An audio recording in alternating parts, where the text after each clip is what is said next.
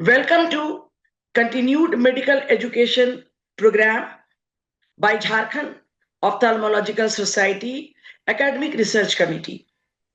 Today, we are going to conduct part 2 of Leadership Development Program.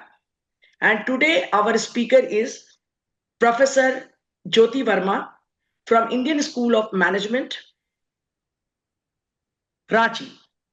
So over to Dr. Sunil Kumar, Rio RIMS HOD and also chairman of Jharkhand Ophthalmological Society's Academic Research Committee for introduction of Dr. Jyoti Verma, Professor Jyoti Verma. So over to Dr. Sunil. Yeah, thank you, ma'am. So, on behalf of the ARC JOS, I welcome all of you in this leadership development program. So, today we have one of the eminent speakers from IIM Ranchi, Professor Dr. Jyoti. So, the introduction slide, please. Yes, please wait. So, she will be speaking on the mindful leadership development in the healthcare sector. Is it visible? The slide is visible? Yeah, it's visible now. So, Dr. Jyoti Verma is an assistant professor of organizational behavior and human resource management at IIM Ranchi, with PhD in HRM from Nirma University, Ahmedabad. She is formerly assistant professor at XISS and Chandragupta Institute of Management, Patna. She has extensive consulting experience with government agencies, UNICEF, and corporate sectors. Her expertise spans performance management, organizational development, CSR activities, knowledge management, and entrepreneurship. She is the recipient of Best Paper Award and Technician Multi-Cuisine Team Project recognition. She has published widely and led the training program for leading executives. So Dr. Jyoti Verma, please. So this is the introduction. Now I invite Dr. Jyoti for his presentations. Thank you so much, Professor Dr. Sunil Kumar and Dr. Bharati. Good evening to everyone. Thank you. Good evening. First of all, I'm honored, I'm privileged that I have received this invitation from the society, from you people. Thank you so much for the invitation.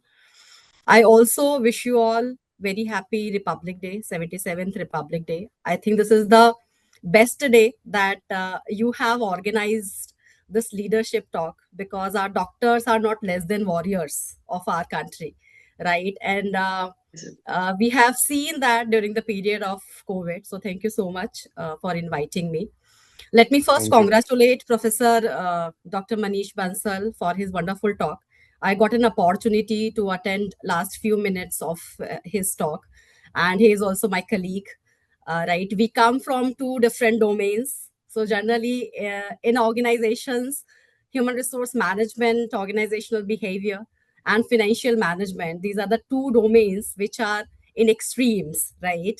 But I always say that what works in management, what works for leaders and in organization, it is always integration of multiple things. It is always integration of different domains and areas, concepts and theories, right? So I'm not going to discuss a lot of theories with you, but in the current time, there is an emerge of a topic that is mindful leadership.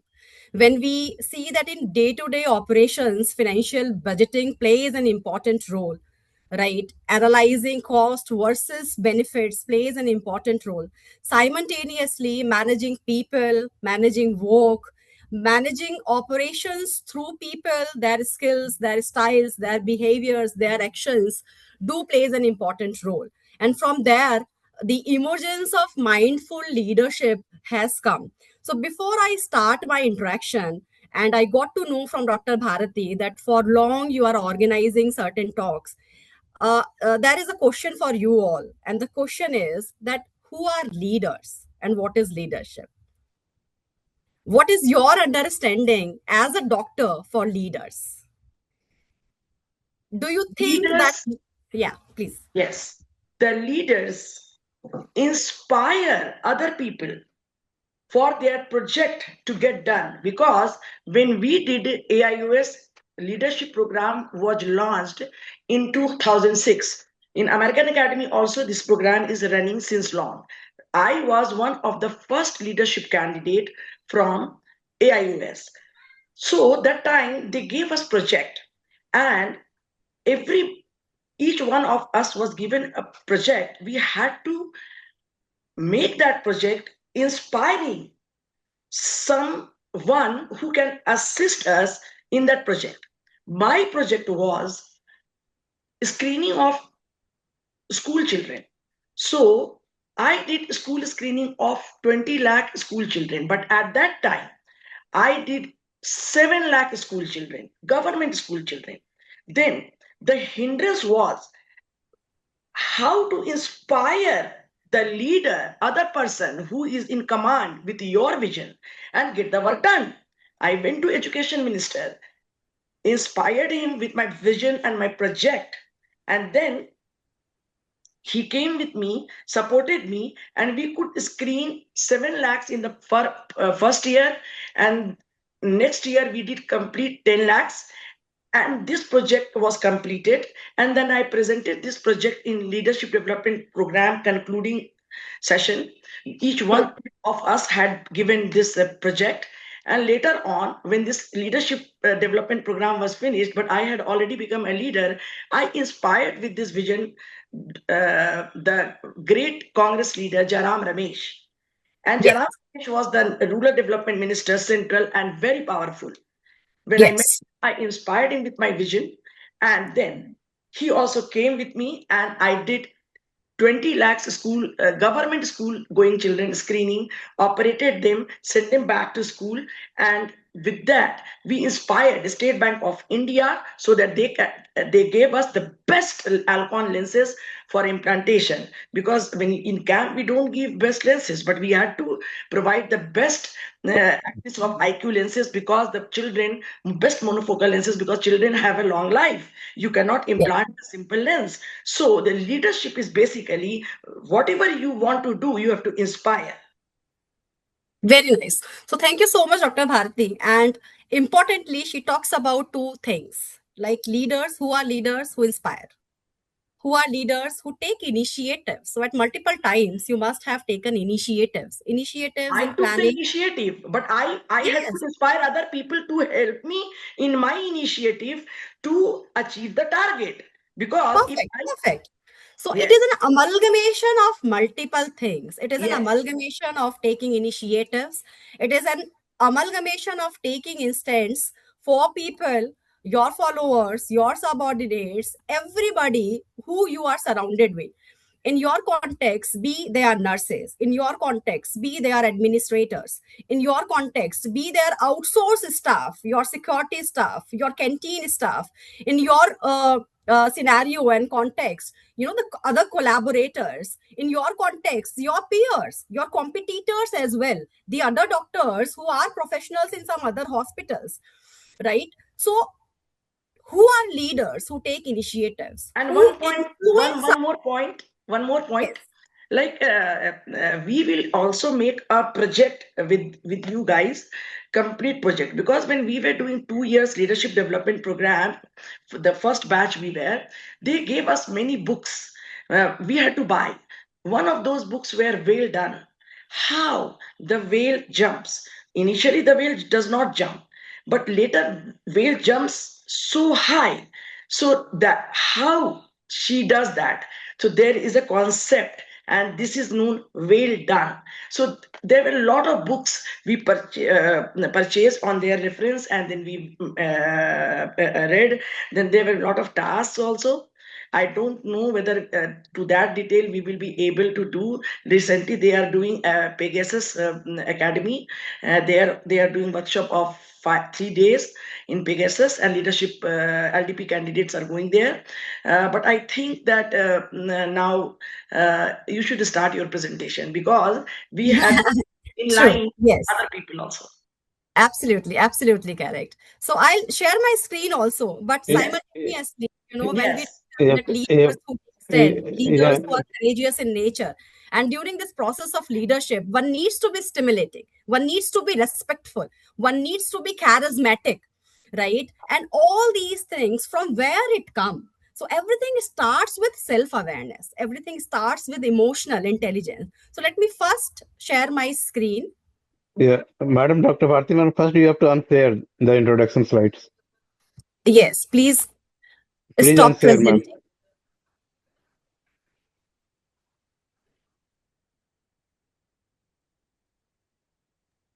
Please share your slides.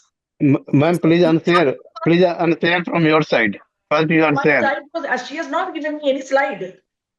No, ma'am, you have to unshare the introduction slide. The introduction slide, you have to stop presentation for. It is still shared. Okay. Ruko. Yeah. Yes, okay. Okay. Yeah. Now she can share. Please do. Yes.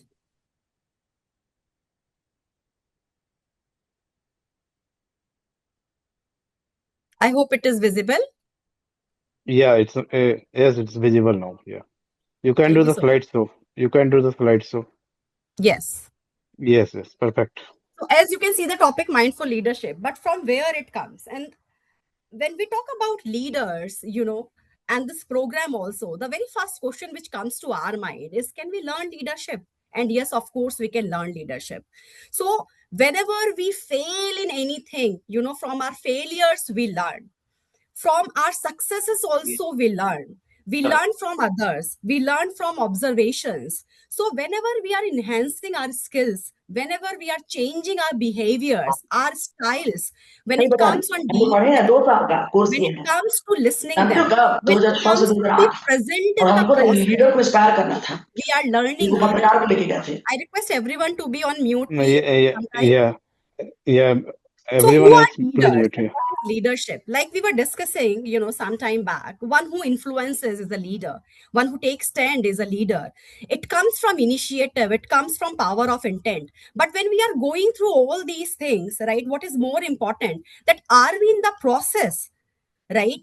Are my intentions aligned with learning leadership? So whosoever, has a learning attitude, he or she is a leader. Whosoever is purpose oriented is a leader. But with the help of this slide, we can see that it is individually based. It is based on the individual skills, styles, behavior, and characteristics, which is not complete. So leadership is an interactional framework. And this interactional framework is based on 3 point of views. The very first point of view is of leader. Leader means his or her skills, styles, personalities, position, what formal authority one holds in the organization. But it is not only based on the position. What is more important is the expertise of the person. Do they have right skills? Do they have right behaviors, right? Do they know what they want, what they have to do, right? How they needs to be attend in your context, attending customers, attending nurses, talking to them, right? So their expertise also talks about their true leadership. But it is only based on the individual. The important another aspect is of situation. The context plays an important role.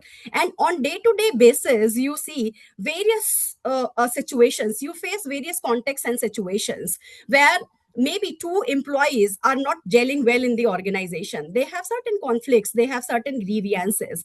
Maybe, today you have faced certain customers who are extremely ill, right? And they want on an immediate basis, they are asking for some kind of solutions, right? So that task, that stress, this environment makes a context, and in different contexts leaders behave differently.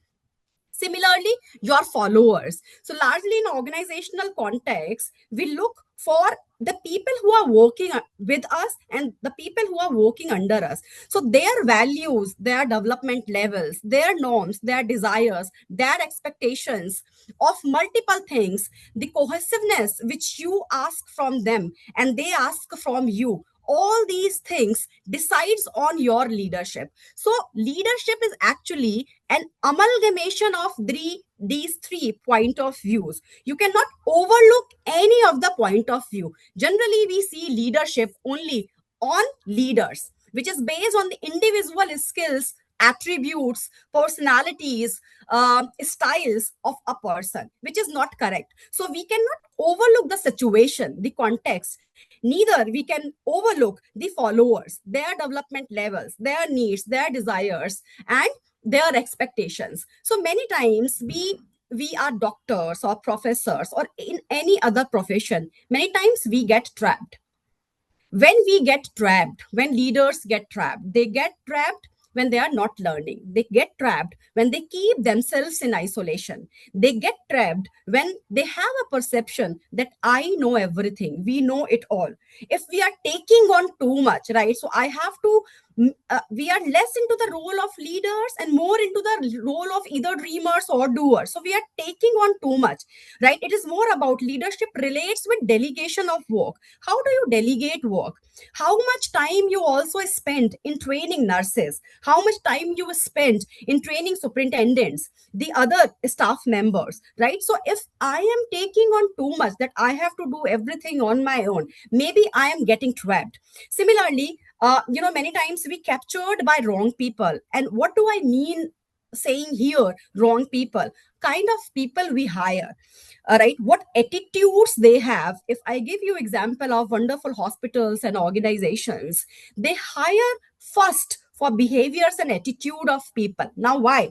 Because everyone is your customer, your beneficiaries. When you attend your beneficiaries and customer, you are into service oriented profession. When you are in service oriented profession, right, your people, their attitudes, their behaviors and actions plays an important role. So your service will be high. Not only the service which you are giving to your customers and patients, they also experience that service through the other people who you are surrounded with and who you delegate work. What does it mean? It means that a kind of scenarios we face and where mindful leadership plays an important role, right? So I'm giving you a particular situation and you have to think further that how you can deal in certain situations. There are three situations and you might imagine that this week only these three situations have converged. So there is some Dr. Sara, and Dr. Sara is the lead ophthalmologist at a busy multi-doctor practice. Over the past 6 months, she has noticed increasing tension and stress among staff. Not only that, there are longer patient wait times. Not only that, there is a decline in team morale because of multiple conflicts and issues which are emerging in the hospitals. Right. So three situations are converging. And the very first is, which relates with the Monday morning crisis. Now, what has happened here? Two surgical cases are running late. The waiting room is packed with the patients, right? A pharmaceutical representative is insisting Dr. Sara for her meeting. Her office manager just knocked the door, and this is not the first time. This is the third time. What it is about a billing dispute. And she can feel that her jaw clenching as she tries to examine a patient with early glaucoma who needs her full attention. Now, if you are in place of Dr. Sara, how you will handle the situation?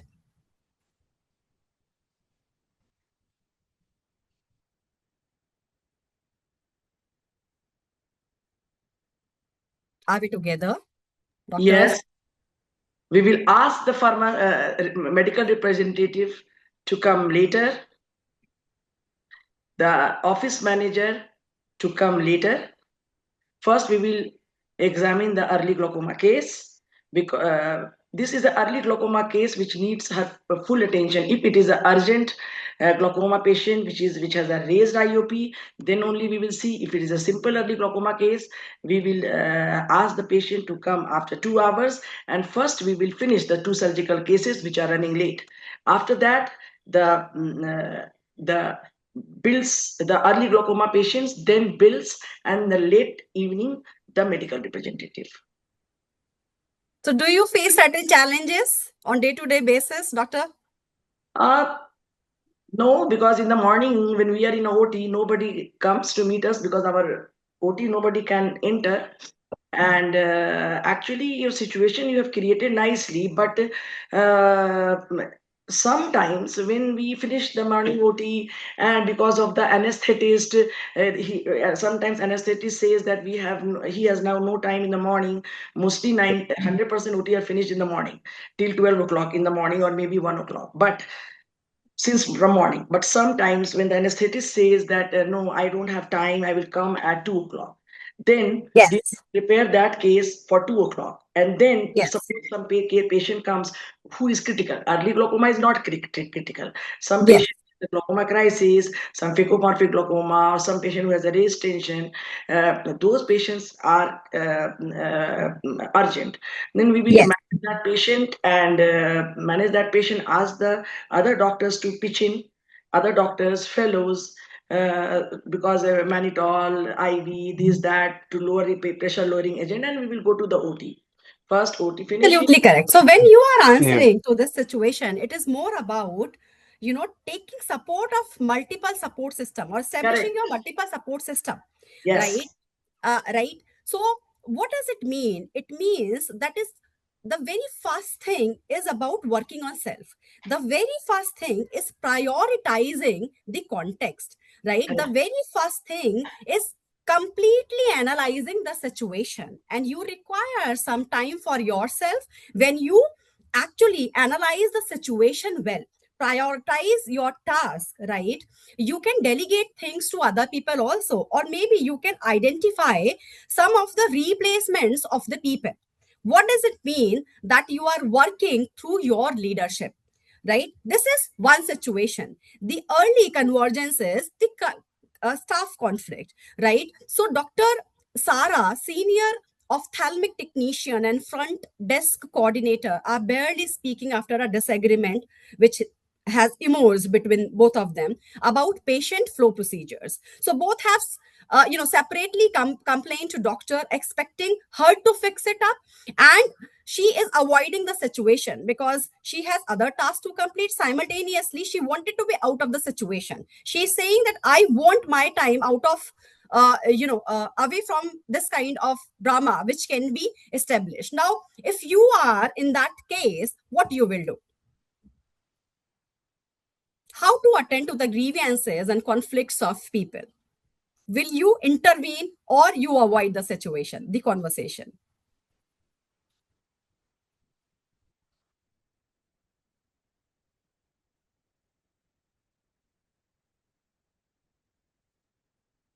Any doctor may answer to this situation.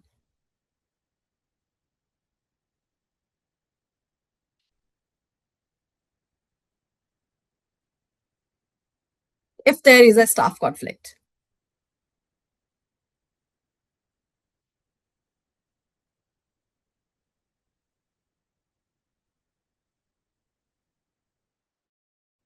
Or maybe when you feel that there are less balance which you are trying to maintain between your personal and professional life, because you have a lot to satisfy in terms of patients and their requirements, their expectations, simultaneously with this staff expectation. So how do you manage this time? How do you manage this stress? How do you manage these tensions?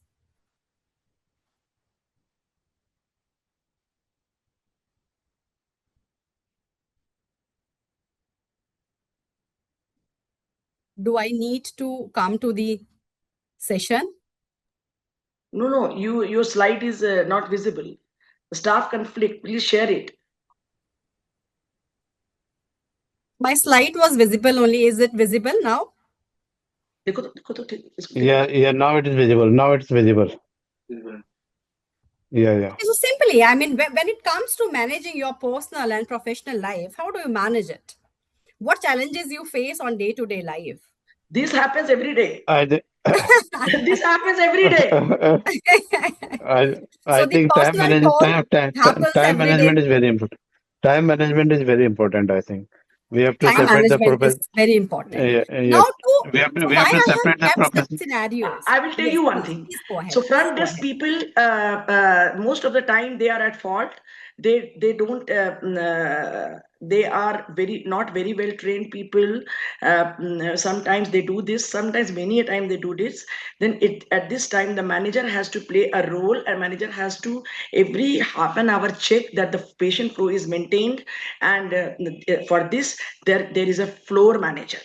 Floor manager has this role to check with this. We have a guard also who checks that the patient flow is maintained, and no doctor's patient is stuck at the examination room or at the reception area. So Yes, yes. patients do complain, and here comes the role of floor manager, not the manager. Yes. So why I have kept this situation, the very important purpose is that how leadership can be learned.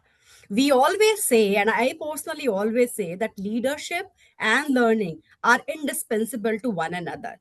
Leadership is about maintaining it. Once a leader is always a leader, you have resolve a conflict on a particular day doesn't make you a leader. What makes you a leader? When you are resolving conflicts, when you are managing time and stress of self and others on day-to-day basis. So it is about maintaining leadership. Now, all these things, or handling such situations which are related with the people, which are related with humans, which are related with human skills and behaviors, can easily and can beautifully be handled through mindful leadership. And that is why a topic has been kept on mindful leadership in healthcare. I have a friend who is co-founder of Mediversal Hospital, Patna, Mr. Bhanu Pratap. And I have written a case on talent management with a specific focus of retention of talent in hospitals and retention of nurses in hospitals. So when I was having a discussion with him while writing the case, the very important point he addresses, that we can manage everything. We are managing our doctors well, the professionals, so-called professionals, of our hospitals. The major problem which they face is relates with the retention of nurses, and nurses who are trained in themselves, right? They have wonderful technical competencies, they have wonderful behavioral competencies. So he says a lot of time which I personally spend in addressing these people related issues, right? And he talked about that what kind of culture, maybe he was his this was his question, that what type of environment, what type of culture I can make so that I can retain my people, especially my nurses. So here mindful leadership plays an important role, because the very first and foremost thing it addresses is patient care.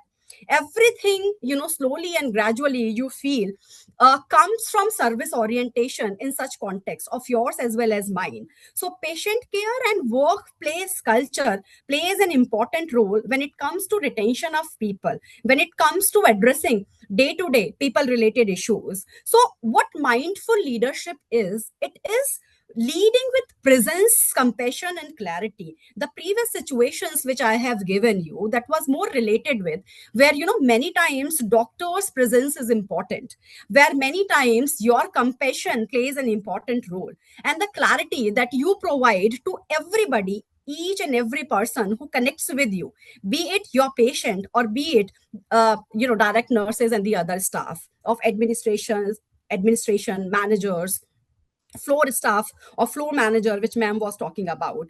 So mindful leadership takes care of these three important aspects or dimensions. The very first is presence, compassion, and clarity. But why?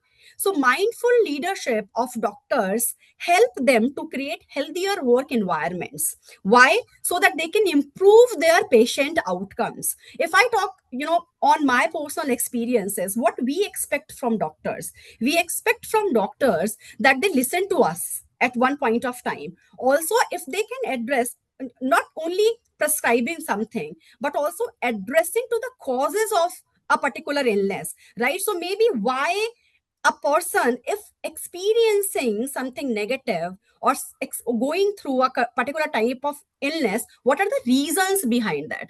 So mindful leadership helps doctors and everybody to understand who are they and what emotions, impulses, feelings they are going through on in a particular. So this is not, we cannot take it in an absolute manner. It is more about practicing. It is more about spending time with self. If you spend 2 minutes of time with yourself on daily basis before you are going to bed, maybe you're starting your day, right? Or in between when you are attending your patients, right? That will help you in maintaining your calm, your composure, right? In managing your time well, simultaneously managing your stress. So everything starts with self-awareness. So mindful leadership in healthcare is based on these three things.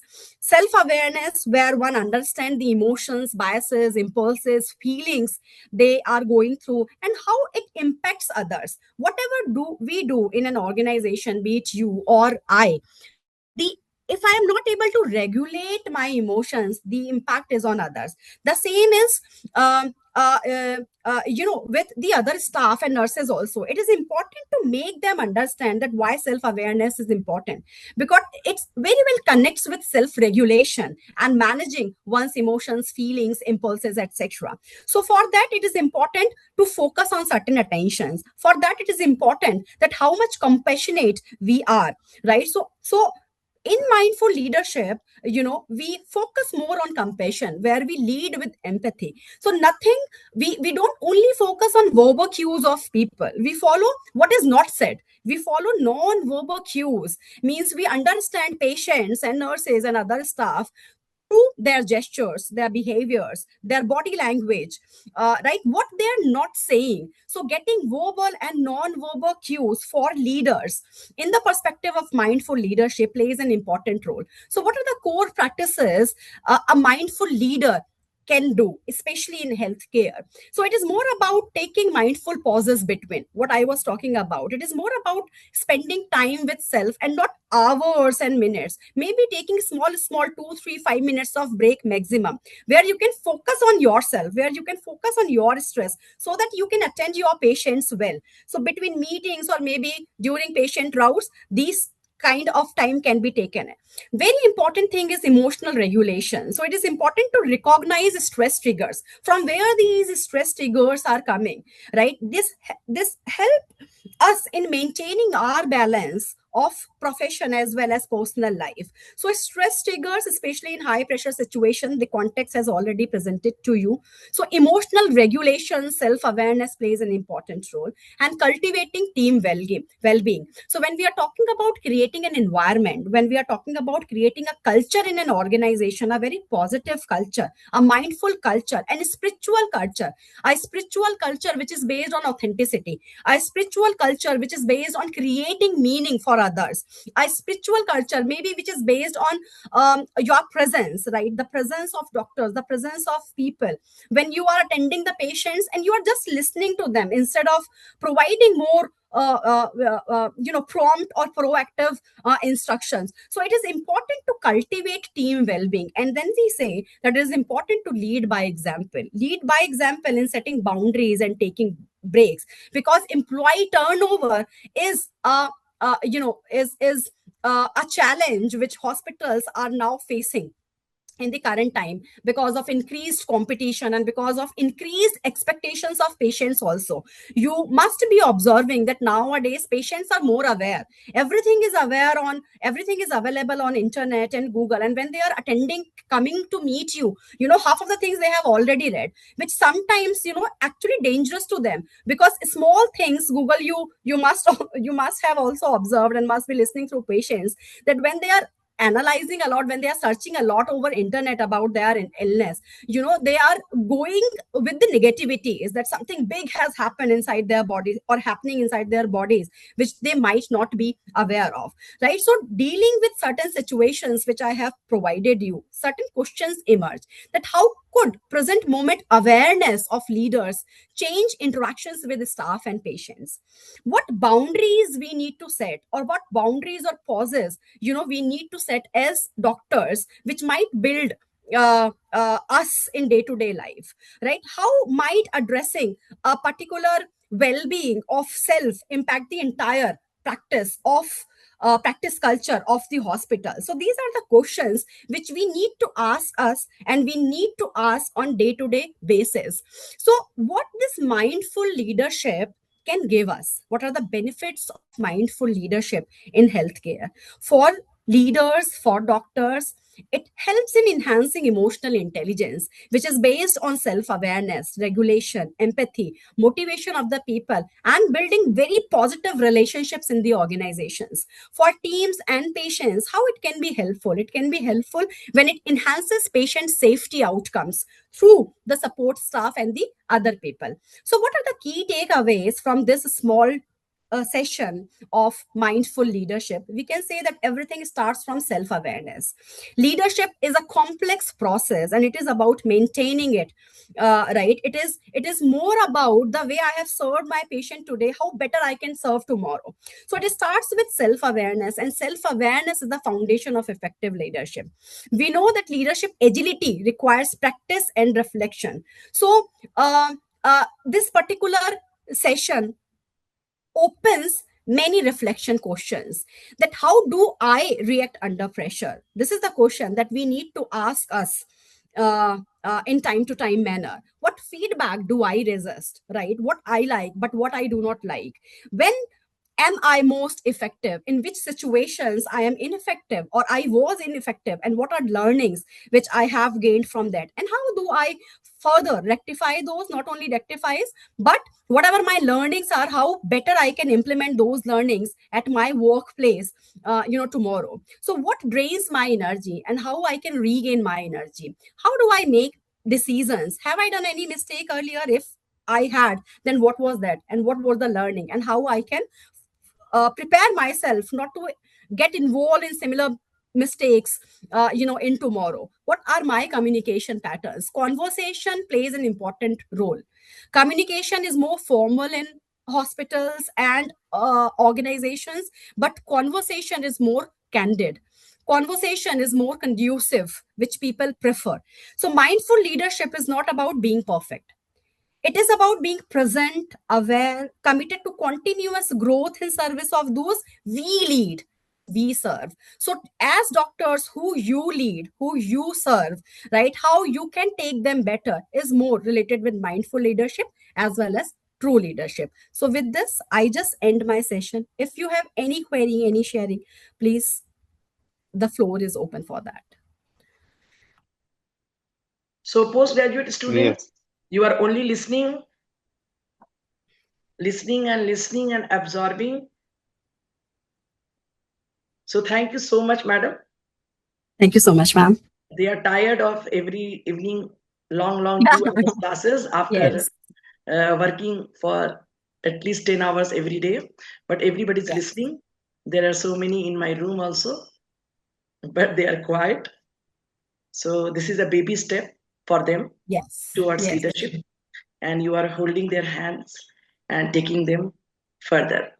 So we will in future make a detailed program with Dr. Sunil. He is heading a academic research committee of Jharkhand, and basically leadership development program is comes under this. So as I am the chairperson scientific committee, it was my duty to support and to move ahead together. Yes. Because unity is strength. Absolutely. And you people have big responsibilities. So with big responsibilities, with the, big power, big authority comes big responsibility. So I think you all are heading towards that. Thank you so much. Thank you, Dr. Sunil. Thank you, Dr. Bharati. Thank you, society. Thank you so much. Thank you so much for sparing time for our students and or conducting leadership program.